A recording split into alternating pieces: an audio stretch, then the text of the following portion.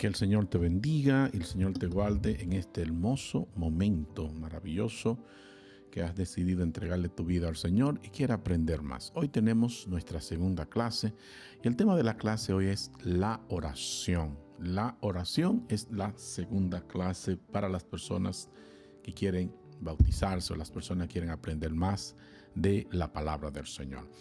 Y está basado en este día en el libro de Mateo, Evangelio según San Mateo, capítulo 6, versículo 9 al 13.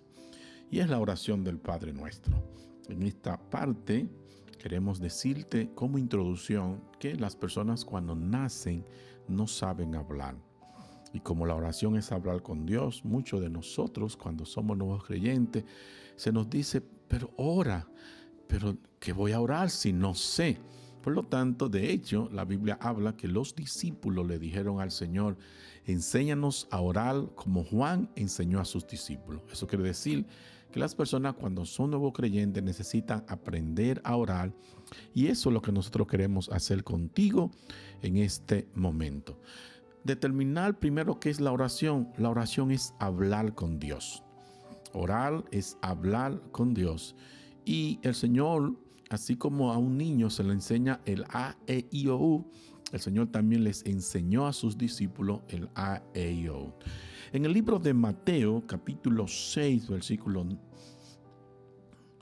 5, dice, cuando ores no sea como los hipócritas, porque ellos aman orar en pie en la sinagoga y en las esquinas de la calle para ser visto de todas las personas. El Señor dice, cuando tú ores, entra a tu aposento y el Padre que te ve en secreto te recompensará en público. Lo que nos está enseñando el Señor es que lo primero que tú y yo tenemos que entender que la oración es un acto de intimidad. No es para que la gente vea que yo oro bien, que la gente vea que yo oro mucho. No, primero entender que es hablar con Dios en intimidad. Y esa intimidad nos va a llevar y nos dice que si yo lo hago personal, en privado, el Señor nos va a recompensar en pública. Se surge la pregunta entonces cuando oramos en la iglesia, ya en ese sentido es una asamblea, es un lugar de oración. Si alguna vez tengo que orar en un lugar donde no estoy entre la iglesia, puede hacerlo de la forma más discreta posible, pero la primera parte es que tú entiendas que tienes que mantener un contacto constante con el Señor. La Biblia habla también en el libro de Filipenses 4, el versículo 6, Filipenses 4, versículo 6 dice que debemos orar siempre. Dice, por nada estéis afanosos si no sean conocidas vuestras peticiones delante de Dios en toda oración y ruego con acción de gracia. Por nada estéis afanosos. Eso quiere decir que la oración es un medio también para expresarle al Señor nuestras ansiedades, nuestras necesidades. Y así como tú hablas con una persona, habla con Dios. La diferencia es que Dios es espíritu y uno entonces dice, ¿cómo hablo con un espíritu? Debe entender primero que el Señor está en todas partes y que Él te puede escuchar. Ahora, ¿cómo yo oro? El Señor nos enseñó, volvemos a Mateo 6, y Él nos dio las pautas para poder orar de la forma correcta. Y dice, cuando ores, ora de esta manera, Padre nuestro que está en los cielos, ¿verdad? Nuestro que está en los cielos. Dice, oraré al Padre así, Padre nuestro que estás en los cielos, santificado sea tu nombre, ¿verdad? Venga tu reino. El Señor aquí le está dando las pautas de cada una de las partes que debe tener la oración.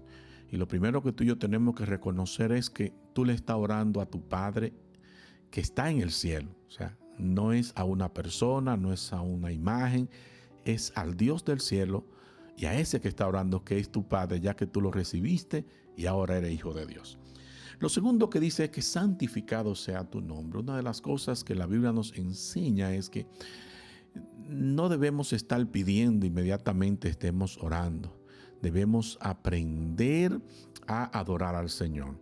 Cuando comience a orar, dale gracias a Dios por la vida, dale gracias a Dios por lo que Él te ha dado, dale gracias a Dios por las cosas buenas, dale gracias a Dios por la salvación, dale gracias a Dios por lo que Dios es. Él es tu creador, Él es tu salvador.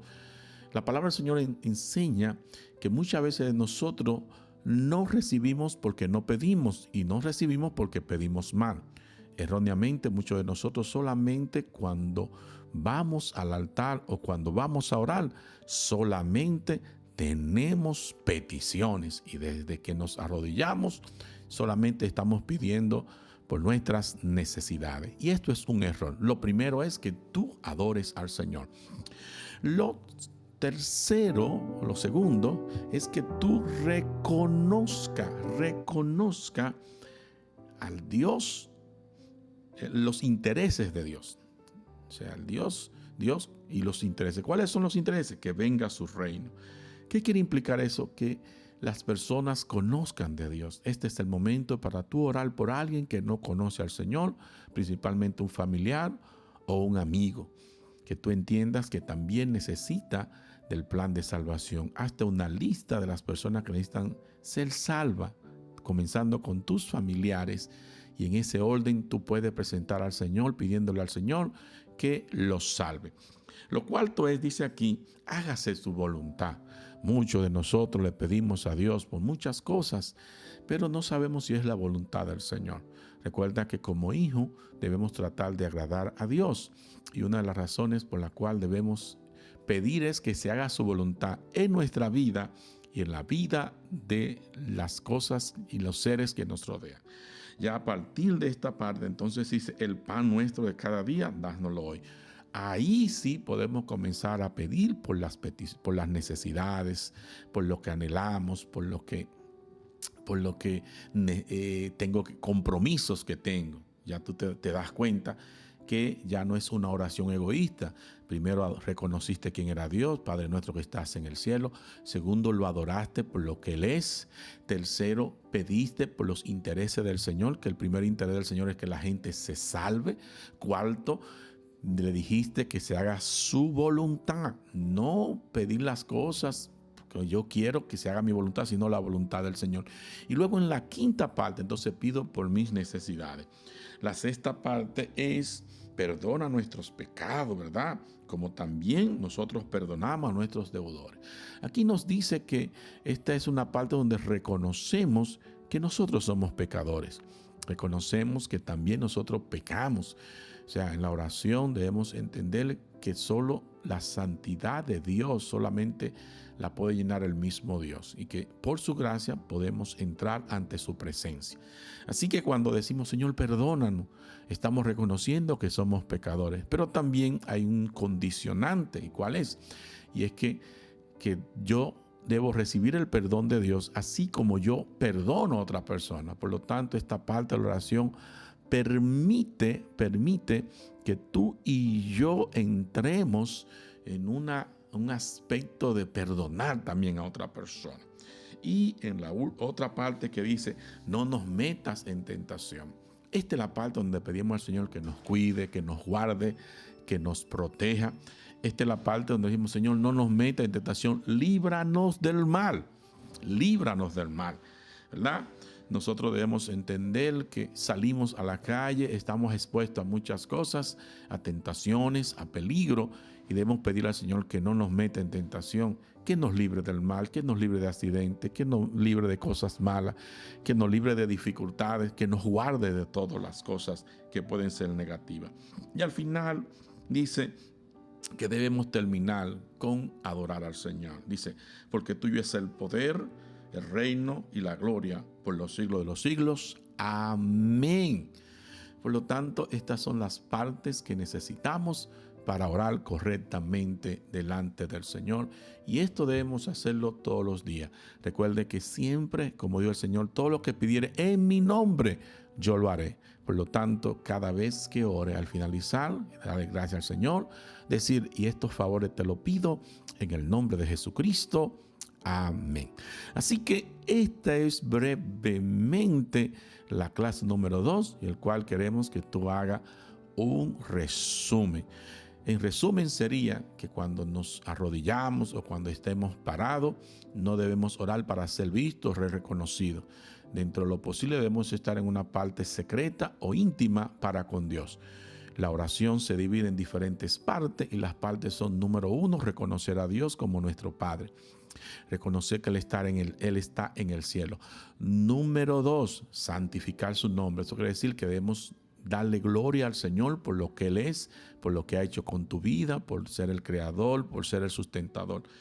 La tercera parte es orar por las cosas que a Dios le interesa. Y eso es la salvación de las personas primeramente, ¿verdad? La cuarta parte es que se haga la voluntad de Dios en nuestras vidas. Eso es importante. La quinta parte, ¿verdad? Ahí entramos en nuestras necesidades, el pan nuestro de cada día dándolo hoy, ¿verdad? Las necesidades lo que tú necesitas, lo que anhelas, los compromisos que tienes. La sexta parte dice, pedir perdón, reconocer que somos pecadores, pero también que nosotros perdonemos a las otras personas.